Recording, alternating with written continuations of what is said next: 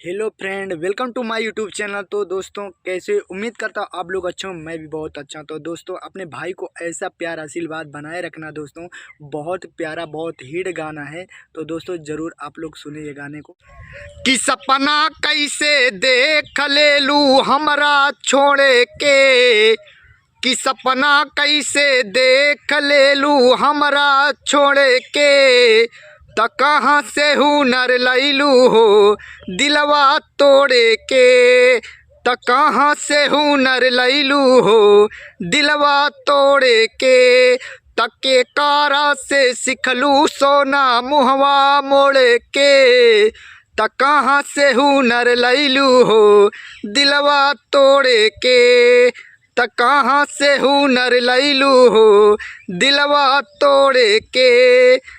हम तो सोचा नी ये जान तू नादान बाड़ू हो, धोखा का होला ऐसे अनजान बाड़ू हो। हम तो सोचा नी ये जान तू नादान बाड़ू हो, धोखा का होला ऐसे अनजान बाड़ू हो। तके कर चेहरा देखलियू आज भोरे भोरे के, तो कहाँ से हुनर लैलू हो दिलवा तोड़े के, तो कहाँ से हुनर लैलू हो दिलवा तोड़े के। तो प्लीज़ सब्सक्राइब मी दोस्तों।